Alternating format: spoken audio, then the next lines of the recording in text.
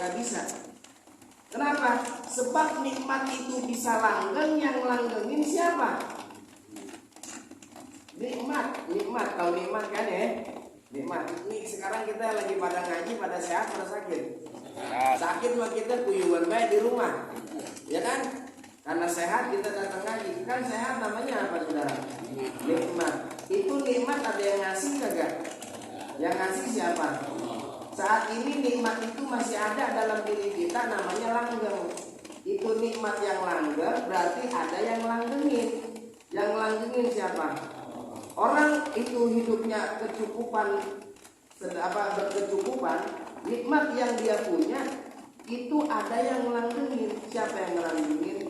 Berarti manusia meskipun hidup berkecukupan, tetap dia butuh sama Allah Ta'ala. Buat apa?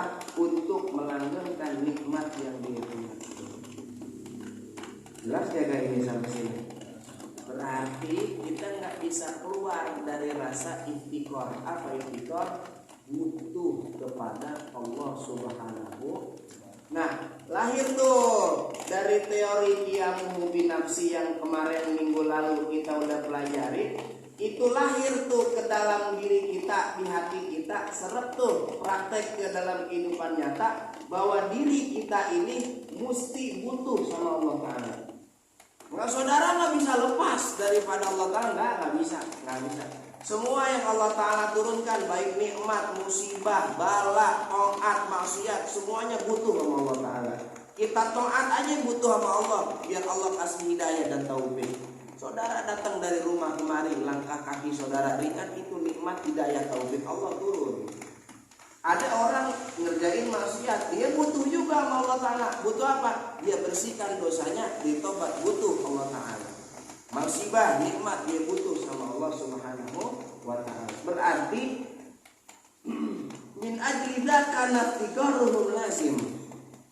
Oh, sebab itu makhluk itu butuh kepada Allah Ta'ala. Berarti kalau makhluk butuh Allah Ta'ala, Tuhan kita itu mustaghnin an kulli ma siwa wa muftaqirun ilaihi kullu ma ada. Ini kriteria Tuhan. Kalau mau jadi Tuhan mesti punya dua. Apa? Satu, mustaghnin an kulli ma siwa, enggak butuh kepada selainnya, wa muftaqirun ilaihi kullu ma ada, dan selainnya membutuhkan dia. Itu kriteria Tuhan. Kalau ada Tuhan di luar selain agama Islam, tinggal dicek dia mustaghnin an kulli ma siwa wa muftaqir ilaihi kullu ma ada enggak? Maaf. Umpama Yesus Kristus ya. Dia butuh enggak sama manusia? Nah, butuh. Ya. Terus dia butuh siapa? Butuh Allah Ta'ala juga, bukan Tuhan. Sapi butuh nggak sama yang lain? Butuh. Patung butuh nggak sama yang lain? Butuh. Matahari butuh nggak sama yang lain? Butuh. Bumi butuh nggak? Bulan butuh, semua butuh. Berarti yang satu-satunya Tuhan berhak disembah adalah Allah Subhanahu wa Ta'ala. Jelaskan ini sampai sini. Paham? Berarti kalau udah merasa dalam hati kita butuh sama Allah Ta'ala, mas saudara ini awas, berarti kan? Ini lempangan ini jangan sampai reset nih, jangan sampai kagak paham nih. Kalau udah diri rasa butuh sama Allah Ta'ala nya kuat, saudara, dia berdoa kagak mikirin ijabah. Mengapa? Sebab gua berdoa mah gua namanya sedang menunjukkan bahwa diri gua tuh butuh sama Allah Ta'ala. Rabbana atina fid dunya hasanah. Anda berdoa ya Allah bukan buat diijabah ya Allah tujuan saya. Saya berdoa untuk menunjukkan bahwa diri saya sangat lemah dan membutuhkan kepada Engkau. Adapun doa mau diijabah urusan Engkau ya Rabb. Kau punya wewenang. Sebab Allah Ta'ala katakan dalam Al-Quran, ud'uuni astajib lakum. Lihatin perintahnya di situ saudara. Ini yang kadang-kadang kita memahami Quran dari terjemah doang, maknanya kagak. Tuh. Jadi belepotan jadinya. Ud'uuni astajib lakum. Doalah, mintalah kalian kepada aku. Berarti perbuatan kita disuruh ngapain? Minta. Astajib lakum, aku yang kabulkan. Urusan ngabulin doa urusan siapa? Urusan Allah Ta'ala. Lo jangan ikut campur, kata Allah Ta'ala. Kok maksa? Ngerti gak jadi sampai sini? Ini buat mengkanter saudara. Ya bukan berarti kalau gitu ntar doa berarti gak usah ada harapan dikabul. Ya enggak juga. Kalau dikabul ya bersyukur namanya. Ya kalau nggak dikabul biar nganter, biar mengkanter akidah iman kita. Ini pakai tauhid di sini. Berarti doa itu sifat kita, pekerjaan kita, mengkabulkan pekerjaan Allah Ta'ala. Posisikan diri kita sebagai hamba, jangan memposisikan diri kita sebagai Tuhan. Jadi orang saat dia berdoa, dia menunjukkan rasa hina. Ya Allah, anak gak punya amal, anak berdoa, anak butuh kepada Engkau ya Rabb. Engkau kabulkan syukur, enggak ya gak apa-apa, kan dapat Engkau tuh. Jelas gak? Ini maksudnya doa minta Allah Ta'ala dijadiin alat untuk menggapai keinginan dia. Ini bocah songong namanya. Ngerti nggak bocah songong? Hah? Paham bocah songong ya? Merentah namanya. Mintanya minta dunia lagi. Yang saat Allah Ta'ala ciptakan, Allah saat ciptakan dunia selesai saudara nih, kalau saudara tahu, saat selesai penciptaan dunia, Allah nggak tengok lagi dunia sampai gini hari. Saking rendahnya dunia saudara. Pakai minta dunia itu lewat jalur, lewat Allah Ta'ala. Ini namanya sombong. Sama aja kayak parkir motor, ya Allah jagain motor saya. Masa Allah disuruh jaga jadi tukang parkir dia?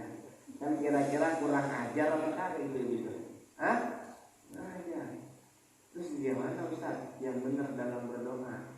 Dalam berdoa kita merumaksa dalam hati kita bahwa kita ini butuh Allah Ta'ala. Kita ini makhluk yang hina, gak punya amal. Allah mau kabul itu urusan Allah. Allah gak kabul, yang penting kitanya udah benar gitu. Memposisikan diri kita sebagai hamba udah benar. Ngerti nggak nih? Jelas nggak nih sampai sini nih? Paham nggak? Kalau dikabul jangan senang, nggak dikabul jangan sedih. Berapa banyak itu para anbiya, para nabi doa sama Allah Ta'ala nggak dikabul, ditangguhkan saudara lama. Nabi Musa dan Nabi Harun berdoa atas binasanya Fir'aun. Saat Nabi Musa dan Nabi Harun berdoa binasanya Fir'aun, Allah ijabah 40 tahun kemudian setelah berdoa. Kita doa baru seminggu kagak dikabul aja rasanya udah nyerah banget. Ya Allah, udah doa mulu ini, mulut udah capek banget, ngomat kamit. Lihat Nabi Musa dan Nabi Harun doa atas binasanya Fir'aun 40 tahun baru dikabul. Lihat Nabi Allah Ibrahim, dalam Al-Quran semua tuh cerita. Saudara pahami tuh Al-Quran, jadi cuma baca doang. Saya pahami Al-Quran tuh. Nabi Ibrahim, ya Rabbana wab'ats fihim rasulah. Ya Allah, utuslah seorang rasul dari keturunan Nabi Allah Ismail. Itu Allah Ta'ala ijabah doanya. 3000 tahun kemudian lahir Nabi Muhammad SAW. 3000 tahun baru dikabul doanya. Maka kita kalau doa Rabbana hab lana min azwajina wa dzurriyyatina qurrata a'yun waj'alna lil muttaqina. Doa kan tuh ya, pada ya. Kalau habis sembahyang tapi anak masih megelin aja. Ini Quran yang salah, bukan Quran yang salah. Ente-nya enggak paham. Jangan katakan bahwa qurrata a'yun itu cuma di anak doang. Bisa jadi 4000 tahun kemudian ada keturunan ente yang jadi qurrata a'yun tuh. Paham enggak? Nabi Zakaria minta anak, kagak dikasih. Apa kata Nabi Zakaria? Rabbi inni wa'anal azmu minni wasta'ala ar-ra'su syaiba wa lam akun bidu'aika rabbi syaqiya. Ya Allah, wahanal azmu minni, ini tulang udah pada reot, Wasta'ala rasul syaiba, ini rambut pada ubanan. Walam akun bidu'a ikarot bisyakia, tapi semenjak anak doa kepada engkau ya Allah, anak gak pernah kecewa. Gak dikobul saudara. 40 tahun kemudian baru Nabi Yahya lahir. Gak dikobul. Para nabi ini, lah kita ustaz bukan, kiai bukan, ya enggak? Maunya cepet-cepet dikobul. Oh, ada yang salah dengan akidah saudara berarti. Jangan memposisikan akidah, memposisikan kita seperti itu. Doa mah doa aja. Udah, urusan dikobul gak dikobul, Allah yang punya mau. Begitu. Tapi jangan kagak dikobul akhirnya menjadikan kita putus asa. Ini salah juga. Jangan. Kata Imam Ibn Athaillah Sakandari, la yakun ta'akhuru amadil ata' ma'al ilha'i fid du'a'i mujiban liya'sik. Jangan sampai penundaan permintaanmu disertai dengan kekehnya engkau dalam berdoa itu membawamu untuk putus asa kepada Allah Ta'ala. Jangan, kata Imam Ibn Athaillah. Kenapa? Fahuwa dhamina lakal ijabah. Dialah Allah Ta'ala yang menjaminmu ijabah doa. Allah yang jamin doa kita saudara. Tapi ada tapinya. Fima yaktaruhu lak, pada Allah yang pada sesuatu yang Allah pilih. Jadi bukan atas dasar kemauan kita, atas dasar pilihan dari Allah Ta'ala. Kayak orang tua nih saudara nih. Orang tua kan kalau anaknya minta motor kan masih SMP kira-kira dikasih apa kagak? Pak minta motor pak. Raja. Kagak dikasihnya itu saudara pilihan siapa? Orang tuanya. Karena orang tua lebih tahu. Kalau entah lu udah punya SMP bawa motor kemana-mana, malam minggu akhirnya jalan mulu sama perempuan kan gitu, ya enggak? Itu Allah Ta'ala tahu. Ya Rob, dari dulu naik sepeda kalau ngaji motor ya Rob, kalau nggak kabul-kabul Allah tahu ntar lu punya motor jadi nggak ngaji.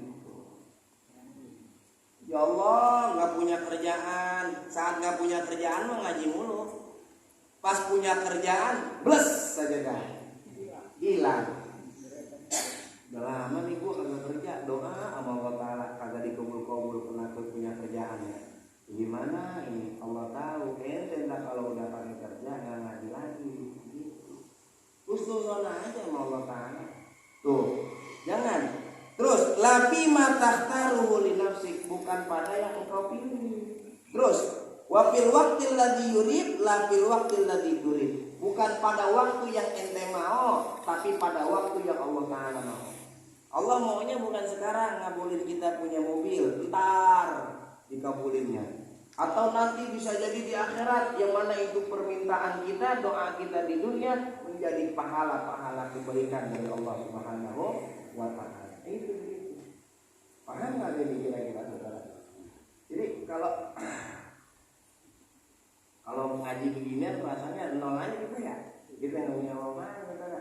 Yang pas lagi di luar majelis masih busung-busung dada begini, ya pas udah nyampe ya gue mana ada apa-apanya, gue masih butuh sama Allah Ta'ala, Allah yang gak butuh gue. Ya dah kalau gitu gue besok doa begitu dah, rasa diri kita. Jangan doa setoran apalan sama masyarakat, lebih setoran apalan. Wah ini doa bagus nih kayaknya nih buat dibaca nih ntar nih, gue apalin apalin yang belakangnya sama semua tuh, apalin pas dari lu pengen doa dia setoran namanya. Tuh jangan doa. Habib saudara kenal orang condet Habib Husain Kambulu Al-Maghfurlah. Kalau doa Rabbana atina fid dunya hasanah fil akhirati hasanah wa qina adzabannar. Sallallahu alaihi wasallam Muhammad wa ala alihi walhamdulillahi rabbil alamin. Begitu doa. Doanya begitu doang. 2 juta, 3 juta amplopnya. Orang berani ngeluarin duit begitu.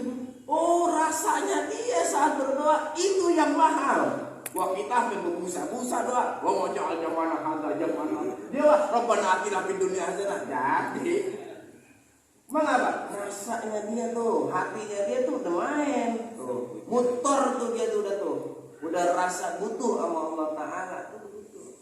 Yusoleh Tanggul, Yusoleh bin Muhsin Al-Hamid yang kemarin dihaulin tuh saudara. Wah itu doanya kata beliau sendiri yang ngomong. Doa ana lebih cepat daripada kilat yang menyambar. Kilat kan cepat banget tuh. Doanya Habib Soleh lebih cepat daripada itu nyampe sama Allah Ta'ala. Ruang apa? Oh, dia rasa motornya dalam hatinya, saudara. Dulu ada namanya Sayyid Alwi bin Abbas Al-Maliki. Beliau menjadi penasehat kerajaan Saudi Arabia. Ini Sayyid Alwi ini bapaknya Sayyid Muhammad bin Alwi bin Abbas Al-Maliki. Yang kacamata yang badan gede itu bapaknya Sayyid Alwi sebagai penasehat kerajaan. Ini raja Arab saat itu, dia punya putri tapi lahir dalam keadaan cacat, saudara. Cacatnya bagaimana? Duburnya dia nih bocah bukan di belakang, ketutup. Duburnya lewat samping sini. Jadi kalau mau buang air besar itu miring dia di WC begitu. Enak kagak orang berak begitu, saudara? Kagak enak. Ini raja Saudi Arabia punya duit. Dia mau berobat kemanapun nggak sembuh-sembuh. Ini Sayyid Alwi bin Abbas Al-Maliki, raja. Itu ada orang di Indonesia, keramatnya luar biasa. Namanya Habib Soleh bin Muhsin Al-Hamid, orang Tanggul, Jember, Jawa Timur. Panggil, diundang sama raja, tiket dibeliin kalau macam. Nyampe di kerajaan Arab, saudara, disediain sama raja makanan segala macam. Ketemu sama Syekh Alwi bin Abbas, ngobrol bahasa Arab, kayak udah lama akrab dah. Ngobrol, kata Habib Soleh, ayo Bib, kita pulang ke rumah antum, anak mau main. Gak pakai nemuin raja tuh Habib. Ketemu sama putrinya digeplak. Bekher ente, bekher, insya Allah bekher. Kata rajanya, ini Habib keramat, doain kagak, begitu doang. Kata tuh raja, kata pas gak lama anaknya bilang, Allahu Akbar. Bolongan yang di samping udah ketutup, yang belakang jadi dibuka. Ditepuk doang. Bekher ente. Begitu sampai mulut kita kebuka begitu tuh. Paham enggak? Bekher doang. Berobatnya bekher doang. Ya bekher makan bahasa yang sering dikeluarin. Ya, bekher gitu. Bekher kan baik maksudnya ya. Bekher doang. Kok enggak bisa gitu? Saat ngomong bekhernya itu yang mahal. Hatinya dia ke Allah Ta'ala, fokus. Rasa rendah dirinya dia tuh butuh sama Allah Ta'alanya lagi ngomong bekher itu, saudara. Nah kita doa berbusa-busa, hati kita mah dunia aja pikirannya. Maka Allah Ta'ala kagak kumpul-kumpul, saudara. Paham gak gini kira-kira begini? Jelas kan? Ya, Bir, ini ada duit sekarung buat Habib, kata Habib Soleh. Aneh gak butuh duit ente raja. Duit gua lebih banyak daripada duit lu. Kalau bisa aneh yang bagi ente. Raja Arab kata gitu Habib Soleh. Gini Habib, kalau gitu Habib, putri ana nih, ana kawinin sama ente. Kata ini Habib Soleh, enggak, aneh enggak butuh juga. Gimana kalau kasih ada jabatan di kerajaan? Oh enggak, jabatan ana lebih tinggi dari jabatan ente. Jabatan ana dari Allah Ta'ala. Kutub, saudara. Jabatannya presidennya wali si alam dunia itu kutub. Jadi Habib Soleh takut. Begitu doang, bekher doang, saudara. Besok kita begitu ya. Kalau ada orang minta doa, bekher itu makin sakit. Apa? Beda bekhernya kita sama bekher beliau, kan gitu ya. Kita pakai umum. Dulu ada orang Ternate, suami istri punya anak, anaknya semuanya perempuan. Dia pengen punya anak laki-laki. Satu malam ini istrinya bangun tidur, dia bangunin lakinya. Kalau bahasa orang Jakarta, Bang, kita ke sawah besar. Sawah besar kalau kebetulan Habib Soleh Tanggul nginep di sana. Kalau beliau ke Jakarta nginep di sana sawah besar Alhamdulillah. Kita ke sawah besar ngapain? Ketemu Habib Soleh Tanggul. Untung beliau lagi di Jakarta. Kita minta doa. Ini suami istri punya yakinnya kuat sama aulia ilah, sama wali. Gak pakai jam lagi datang ini suami istri ke sana. Ditanya sama Hansip, Bapak ibu mau kemana? Saya mau ketemu Habib Soleh. Emang kagak ngeliat jam berapa? Pas lihat jam 3 kurang seperempat. Masih jam segini Pak. Habib Soleh belum bangun. Ntar tunggu aja di sini. Ntar subuh juga keluar. Tunggu subuh keluar Habib Soleh. Sampai ketemu, assalamualaikum, waalaikumsalam, ahlan wa sahlan, marhaba, kata Abi Soleh. Ada apa bapak ibu datang kemari? Ini Bib, aneh punya anak perempuan semua, aneh pengen punya anak laki-laki. Oh baik, gitu, kalau gitu kita baca Fatihah bareng-bareng ya. Fatihah. Selesai walau boleh, sudah pulang tuh dia berdua. Bulan 9 bulan kemudian lahir anaknya, laki bener saudara. Ini kalau misalnya ada nih kita buat ya. Ya. Tapi saudara, ini anak lahirnya cacat. Kalau kita punya kaki madep ke depan, ini bocah punya kaki madep ke belakang begitu. Aduh. Datang lagi Bil Soleh ke Jakarta, nginep lagi di sawah besar. Datang lagi nih laki bini nih, bawa anaknya. Sampai kata Bil Soleh, ahlan wa sahlan wa marhaba, anak boleh pesenan. Boleh mesen tuh anak. Kenapa datang mari? Ini Bib, cacat Bib, kakinya Bib, madep belakang Bib. Kata Bil Soleh, jangan pakai dibawa kemana-mana. Tunggu Habib bikinin air. Bikinin air saudara sama Bil Soleh. Kata Bil Soleh, ntar setiap malam dibulurin aja tuh di kakinya. Gak usah pakai bawa-bawa ke tukang urut. Kesian nih anak pakai dipatahin dulu kakinya. Itu saudara seminggu kemudian, itulah yang tadinya pada belakang ke depan aja. Emang ngapa bisa begitu? Oh, rasanya yang beda. Ya, jelas ya. Hatinya itu yang bikin beda. Paham ya? Kalau pernah ziarah ke Empang Bogor, namanya Habib Abdullah bin Mohsin Al-Atos, Empang Bogor ya. Beliau tuh sama juga kayak Habib Soleh, cuma keluar keramatnya itu lagi bercanda. Mau nggak mau bercanda? Sama kejadiannya. Ada orang mau lahir, bininya susah lahiran. Dia datang ke Habib Abdullah bin Mohsin Al-Abbas, Bib, bini aneh udah hamil gede, cuman sakit doang, pengen lahirin gak bisa-bisa. Minta doa Habib biar lahirannya lancar. Kata Habib, lu punya duit recehan kagak? Ada Bib, kumpulin, jadiin satu plastik. Dikumpulin sama dia saudara. Kata Habib ngomong gini, bocah lu tuh gak keluar lantaran gak kenal duit di rahim ibu lu. Ntar asal bini lu lagi ngerasa sakit, itu bini lu kan lagi pakai daster, suruh ngangkang, terus ini plastik isi recehan, kerincingin tuh di depan ininya bini lu tuh. Baik Dip, itu begitu doang doanya, bukan doa malah itu bercanda. Pasti dia lagi sakit, suruh ngangkang, kerincing, ya keluar tuh bayi saudara. Bisa begitu itu, ini orang beda. Makanya saya bilang hati yang beda man. Mau doa sepanjang apapun kalau hatinya nggak sama Allah Taala kan didiemin aja sama Tuhan, sama Allah dia gitu. Ya, sama kayak orang baca Al-Quran, suaranya cakep banget, hatinya kemana-mana. Makanya kiai-kiai zaman dulu coba kita kiai-kiai zaman dulu ada yang suaranya di melagu-laguin gitu, Hah? Dia mah bukan suara, apa saudara? Hati yang penting mah. Lagi Fatihah, iyyaka na'budu wa iyyaka nasta'in. Itu resep. Hanya padamu kami menyembah, hanya padamu kami minta tolong.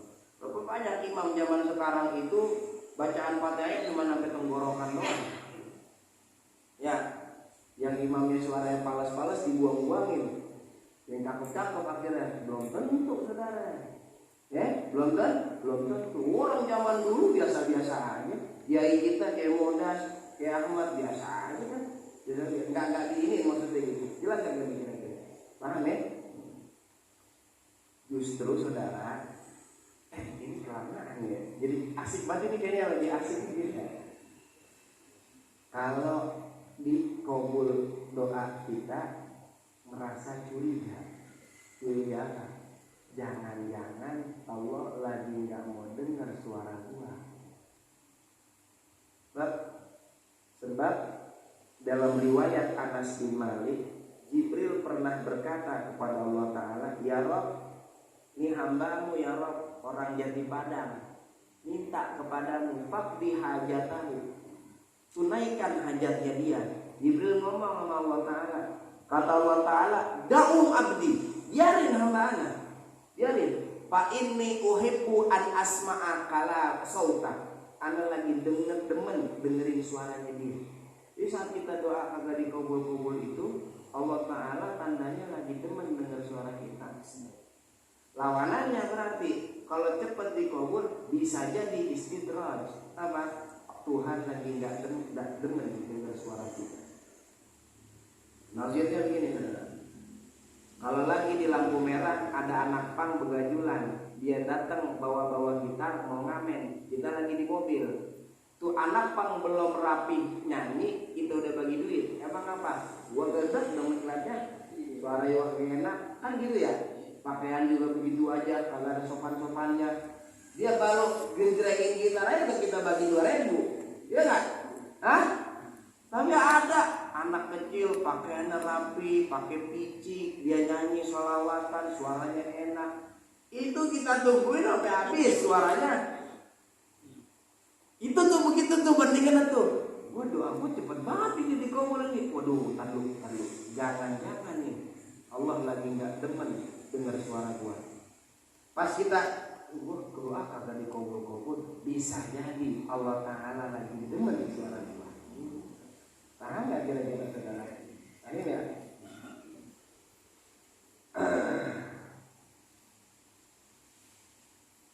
Kalau udah ngerti masalah ijabah dan tidak diijabah, baru mata fatahalaka babal fahmi adal manhu ainal atau tuh.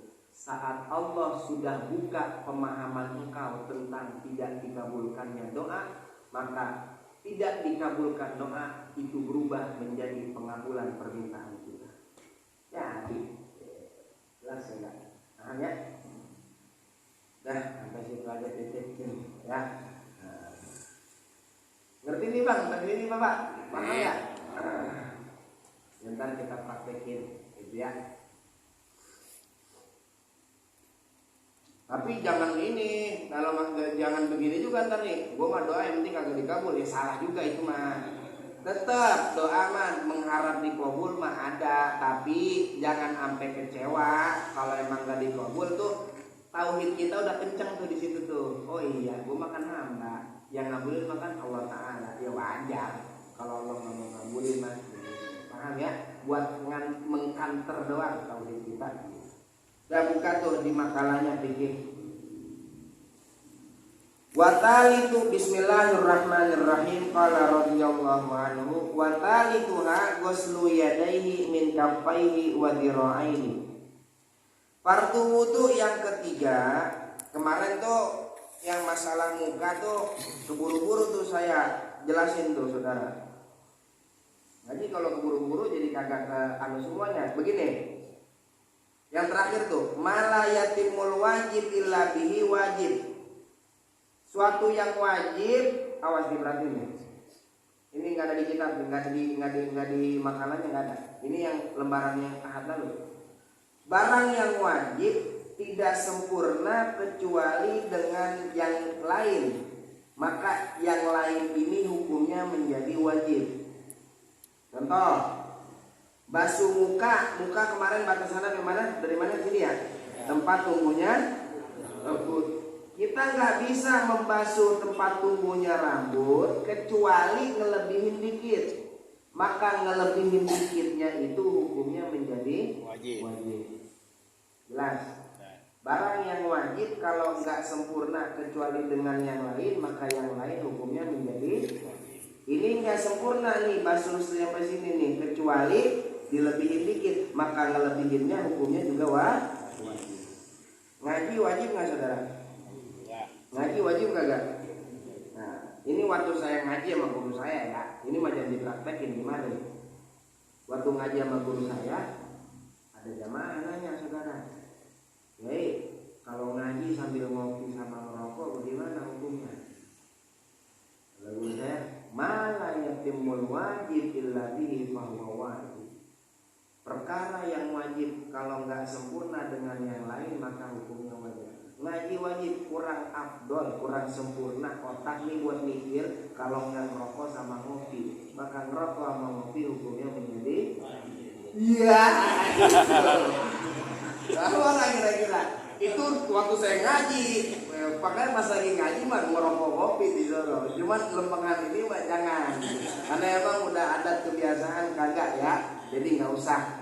Ntar kelar ngaji baru kita ngopi sama rokok. Itu contoh doang maksud saya. Takribul paham maksudnya ngedeketin pemahaman doang. Jelas nih sampai sini Pak. Nah, baru nih masuk nih. Watali tuha fardu wudu yang ketiga, ghuslu yadaihi membasuh kedua tangan. Min kaffaihi dari kedua telapak tangannya, wa dhira'aihi dan kedua lengannya. Dhira' itu dari pergelangan tangan sampai siku. Ini dhira' namanya nih Pak. Ini dhira' nih. Ini namanya kafun. Ini kaf nih, telapak. Dari pergelangan tangan sampai sikut ini namanya dhira'. Berarti basuh tangan itu min kaffaihi wa dhira'aihi. Terus bikulli mirfaqin disertai dengan seluruh siku sampai siku. Lewatin dikit karena masuk yang tadi tuh tidak sempurna basuh siku kecuali kelebihin dikit. Maka kelebihin siku hukumnya apa? Wajib. Ini wajib gak berarti nih? Enggak. Meskipun dia namanya tangan juga, tapi gak wajib dibasuh. Kenapa? Karena min kaffaihi wa dhira'aihi bikulli mirfaqin. Jelas sampai sini? Lil ayah karena ayat Quran. Wa yajibu ghuslu jami'i ma fi mahallil fardhi. Dan wajib membasuh seluruh apa-apa yang ada di tempat basuhan fardu tangan. Min sya'rin berupa bulu, wa zofrin dan berupa kuku, wa intola sekalipun panjang. Di tangan kita nih dari tempat yang wajib, mana tadi tempat yang wajib Pak? Sampai siku ya. Contoh, tangannya ini di bagian lengan banyak bulu. Ini wajib dibasuh zahiran wa batinan nih. Zahir batin wajib dibasuh. Atau kukunya panjang. Kuku yang panjang wajib dibasuh juga karena masuk ke dalam mahallul fardhi, tempat wajib dibasuh tuh. Nih, kuku panjang. Awas, hati-hati. Kuku yang belah bawah juga kena. Inilah resiko orang yang punya kuku panjang. Hati-hati tuh, kulit yang ada di bawah kuku juga dikenain air gitu. Jangan panjang-panjang punya kuku, saudara. Khawatir nanti ada air yang kagak masuk, begitu ya. Nah, potong. Cara motongnya juga ada anjuran dari ulama. Gimana cara motongnya? Nih cara motongnya saya kasih tahu. Kalau mau motong di hari Senin, Kamis, Jumat. Kalau mau motong tuh hari apa? Senin, Kamis, sama Jumat. Itu hari-hari baik. Cara motongnya itu dimulai dari tangan kanan. Dimulai dari jari telunjuk dulu. Ini jangan barangan aja gunting kuku. Sebab di dalam kitab Baijur itu, Hasyiah Baijur di Ana juga ada juga. Orang yang motong kuku beda caranya dengan cara ini nih, cara yang akan saya sebutkan ya. Dia akan gampang terkena penyakit mata atau gampang punya belek. Ini enggak, lu mata lu belekan mulu, jangan-jangan lu gunting kuku kagak sesuai sunnah. Asik. Gaya banget, ngaji baru di Ar-Rahman doang. Lah enggak? Nah, ini ilmu. Hah? Iya, caranya. Pertama telunjuk dulu kanan. Telunjuk kanan. Terus tengah kanan, jari manis kanan, jari kelingking kanan, baru jempol. Terus kemudian yang kiri. Kiri dimulai dari kelingking. Kelingking, jari manis, jari tengah, jari telunjuk, jari jempol. Itu yang kalau tangan kanan. Kalau kaki mulai dari kelingking kanan kaki sampai kelingking kiri, berurut semuanya begitu. Itu cara yang dianjurkan oleh ulama. Sampai motong kuku aja diajarin sama agama. Rapi itu agama Islam. Sampai motong kuku diajar, motong bulu kemaluan diajarin laki cukur, cukur. Kalau perempuan cabut. Wah, pada ketawa. Perempuan cabut, laki nggak Pak? Laki cukur. Kenapa? Kalau dicabut menambah syahwat perempuan. Makanya dia dicabut. Kalau dicabut itu bukan menambah, mengontrol nafsunya perempuan. Karena nafsu yang paling gede bukan laki Pak, perempuan Pak.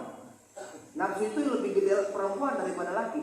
Mengapa? Ya, sekarang analogi begini lah. Kita kalau ngorek kuping, itu yang punya lubang kan kita. Korek kuping kita masukin lah. Yang enakan siapa? Lah kan dia begitu juga ya. Harus ketawa, mau dia harus ketawa.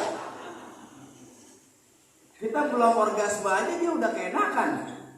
Ya, nafsu lebih gede perempuan, makanya dicabut. Kenapa dicabut? Supaya kontrol nafsunya perempuan. Laki dicukur. Buat apa?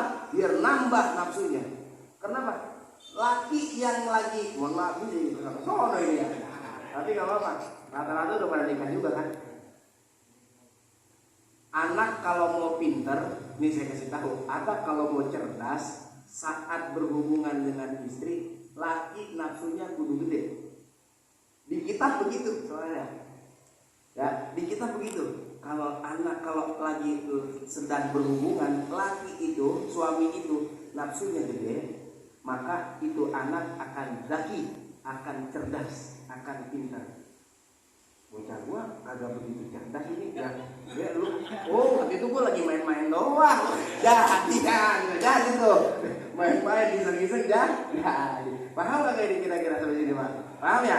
Tadi sampai mana tuh ya? Oh, sampai kuku tuh. Sampai kuku aja diajarin caranya. Wa intola sekalipun Pak. Berarti semua yang ada pada tangan itu wajib dibasuh. Saat ada yang nanya, bagaimana kalau jari tambahan? Orang jarinya bukan 5, 6. Kan ada dia jarinya 6. Ini yang jari yang ke-6 wajib dibasuh nggak? Lihat, dia tumbuhnya di tempat yang wajib dibasuh nggak? Misalnya tumbuh di sini, ini tempat wajib dibasuh nggak? Wajib. Ini nih, wajib. Tumbuh di sini berarti wajib dibasuh. Wajib dibasuh. Ada lagi orang punya tangan kanannya 2. Bagaimana tuh saat tangan kanannya 2? Apa dua-duanya wajib dibasuh? Lihat tempat tumbuhnya. Kalau tempat tumbuhnya di tempat yang wajib dibasuh, maka wajib juga dibasuh. Contoh, tangannya punya 2, mulainya dari sini. Ini wajib dibasuh nggak? Wajib. Berarti tangan yang satu wajib dibasuh. Wajib dibasuh. Nah, kalau tumbuhnya dari sini, ya sekarang ini wajib dibasuh. Enggak, wajib nggak berarti dibasuh.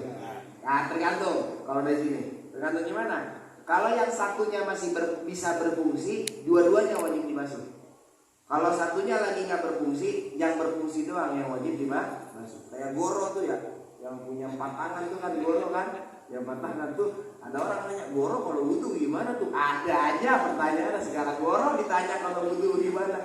Goro, apa sih? Filmnya gitu ya. Jelas ya? La ilaha illallah Muhammadur Rasulullah. Far'un ini suatu cabang. Boleh baca far'un, boleh baca fir'un. Ini kan itu kan dari harokatin tuh ya, begitu ya. Dulu mah lagi ngaji sama guru gini nih, fir'un. Kita bingung. Fir'un. Biasanya kan baca far'un. Guru ngomong gini. Terserah lu mau baca far'un, lu mau baca fir'un. Yang penting jangan ngomong fir'aun. Ya, fir'aun ya salah kalau itu mah. Ngapain Firaun dibawa-bawa di mari? Ya. Far'un atau fir'un. Lau nasiya lum'atan, jika orang lupa setitik, lum'atan itu setitik. Di tangan nih lupa setitik. Panggosalat pitatrifin, maka lalu terbasuh itu setitik pitatrifin pada mentiga kalikan wudu. Contoh begini nih. Mungkin kudu dicontohin saudara. Kalau nggak dicontohin bingung kita. Kadang-kadang orang baca doang, dicontohin aja masih bingung. Apalagi kalau dibaca doang. Mutolaah kita pun gitu. Kalau mutolaah itu jangan cuma dibaca, dipahami juga saudara. Baca, pahami, baca, pahami. Udah paham nggak? Kalau nggak paham tandain, nggak paham tandain. Besok ketemu guru tanya, gitu. Cepat alimnya itu ya.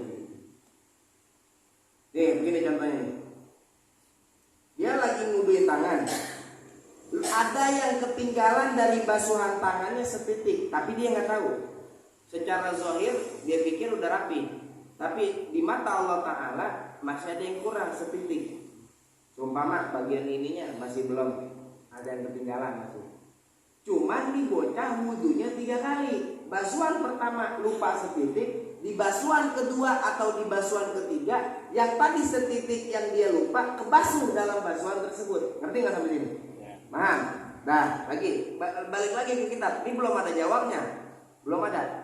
Au i'adati wudu'in linisyanin lahu, atau terbasuh pada mengulang wudu karena dia lupa. Contohnya bagaimana? Ini. Ada orang wudu, ada setitik dilupain sama dia di tangan. Cuma udah rapi, kepala udah, kaki udah. Udah dia main, dia lupa kalau dia punya wudu. Pas azan Johor dia wudu lagi. Nah, namanya lupa. Saat dia ngulang itu wudu dalam keadaan lupa, lempengan tangan yang tadi nggak kebasuh di situ. Ngerti ini sampai sini? Paham ya? Jelas ya? La tajdidin wa ihtiyatin, bukan wudu tajdid dan ihtiyat. Apa itu wudu tajdid? Wudu tajdid itu wudu sunnah.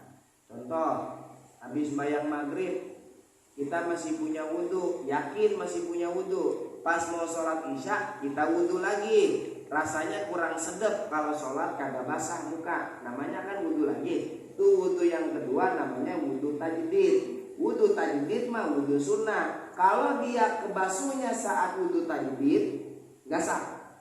Tadi yang basuh tangan. Nih, wahtiyatin atau wudunya wudu ihtiyat. Bagaimana wudu ihtiyat? Ihtiyat tuh hati-hati maksudnya. Begini, ini ntar yang Robi Mora angkat depan aja dah, karena guru udah bilang. Begini, ini perhatiin ke depan. Dia wudu pertama tangannya ada yang kagak kebasuh setitik, selesai wudu. Dia main, dia jalan, dia ngayap, dia lupa. Gue punya wudu apa kagak ya tadi ya? Tuh. Gue masih ada wudu apa kagak ya? Udah batal apa belum ya? Daripada ragu-ragu begini, gua wudu aja lagi dah. Itu namanya wudu ihtiyat. Kalau wudu ihtiyat nggak sah, saudara. Kenapa? Sebab dia nggak jelas udah hadas apa belum, udah batal apa belum. Makanya saat ragu-ragu, ana udah wudu apa belum ya? Ana udah batal apa belum ya? Udah batal apa belum ya? Ambil yang diyakini. Apa yang diyakini? Belum batal. Kalau bahasanya udah batal apa belum, ambil yang belum batal. Belum batal. Kalau udah gini, ana udah wudu apa belum ya? Asalnya belum wudu, berarti ambil yang belum wudu. Ini hati-hati nih, ada keraguan di situ tuh. Udah wudu apa belum ya? Belum berarti. Gua udah batal apa belum ya? Belum batal. Jelasin sampai sini. Kalau dia ragu, ana udah batal apa belum? Ana udah batal apa belum? Ya wudu, karena ihtiyat hati-hati, gak sah wudunya. Biar sah bagaimana? Batalin wudunya. Gua batal apa belum ya? Repot-repot. Dia buka kolornya, dia masukin tangannya. Kan batal tuh wudu. Dia wudu lagi. Nah itu baru sah. Kenapa? Karena udah jelas itu mah dia hadas. Paham gak nih kira-kira sama ini? Nah, lupanya itu setitik itu terbasuh pada yang dua. Mana? Yang pertama saat mentiga kalikan atau saat mengulang wudu karena lupa. Bukan pada saat mentajdid atau memperbarui wudu dan pada wudu yang ihtiyat. Ajza'ahu, maka mencukupinya. Jelas gak kayak kira-kira sampai sini? Paham ya? Kalau udah itu udah mulai lumayan puyang ini kalau udah itu. Ya, ngerti tapi bapak sampai sini? Paham ya? Alhamdulillah kalau paham. Ada pertanyaan nggak sampai sini? Terkait tangan dulu. Kita Idul Adha tanggal berapa ya? 29. 2 minggu sebelum Idul Adha, insya Allah Aulid gak dibahas dulu lah. Mau bahas tentang korban. Ya, udhiyah dulu, Idul Adha korban. Sebab banyak itu di situ penjelasan tentang korban itu banyak, saudara. Jadi kita 2 minggu sebelum Idul Adha kita bahas tentang korban. DKI musola masjid kalau bisa mah hadir dah. Ya, biar tahu, biar ngerti syariat Nabi Sallallahu Alaihi Wasallam. Syariat mau bagaimana juga kudu di atas kepala kita, karena syariat Nabi segala-galanya, saudara. Bahkan kalau dipentokin sama keramat, syariat sama keramat dipentokin itu lebih tinggi syariat ketimbang keramat, saudara. Saya pernah cerita kalau nggak salah di sini yang ada Syekh Ismail Jabarti dengan Syekh Ismail bin Mukri yang menjadi hakim saat Syekh Ismail Jabarti sapinya dicolong, dia main ambil orang aja, ini yang nyolong sapi gua.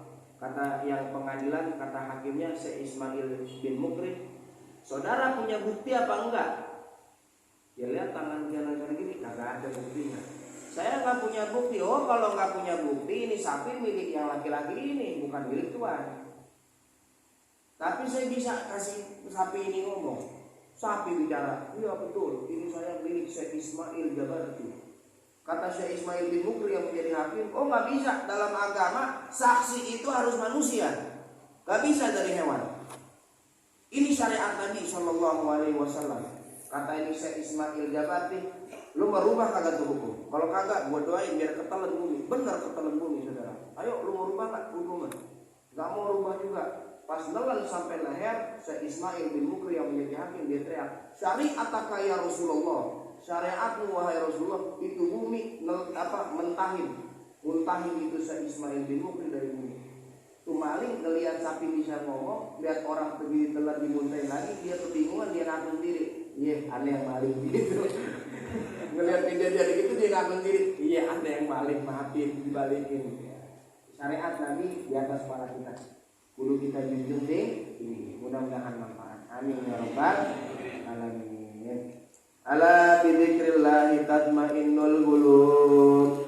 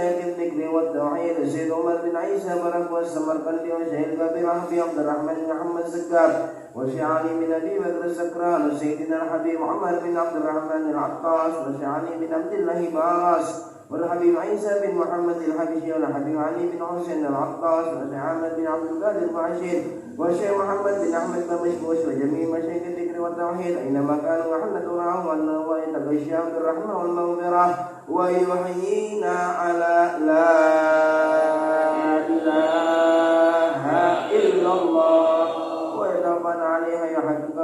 حقائقها يرشدنا طريقها يجعلنا من خاشعها ومن الذاكرين الله بخير ورد وعافية إلى حضرة النبي محمد صلى الله عليه وسلم. الفاتحة. أعوذ بالله من الشيطان الرجيم. بسم الله الرحيم. الحمد لله رب العالمين الرحمن الرحيم مالك يوم الدين إياك نعبد وإياك نستعين اهدنا الصراط المستقيم صراط الذين أنعمت عليهم غير المغضوب عليهم ولا الضالين.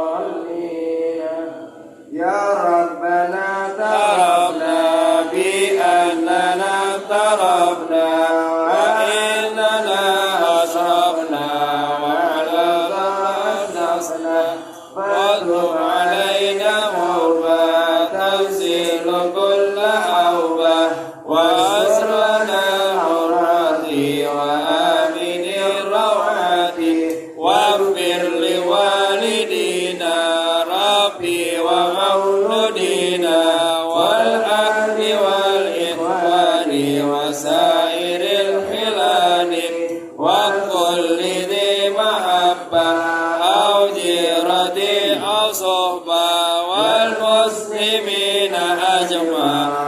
آمين رب العصمة فضلا وجود منا لا بحساب منا بالمصطفى رسولنا بكل سولي صلى وسلم ربي عليه عند الحب وآله وصحبه عدادة الصحبه والحمد لله بالبدء والسلام. صلى الله على سيدنا محمد وعلى آله وصحبه وسلم. سبحان ربك رب العزة عما يصفون وسلام على المرسلين والحمد لله رب العالمين. سلام الله عليكم ورحمة الله وبركاته.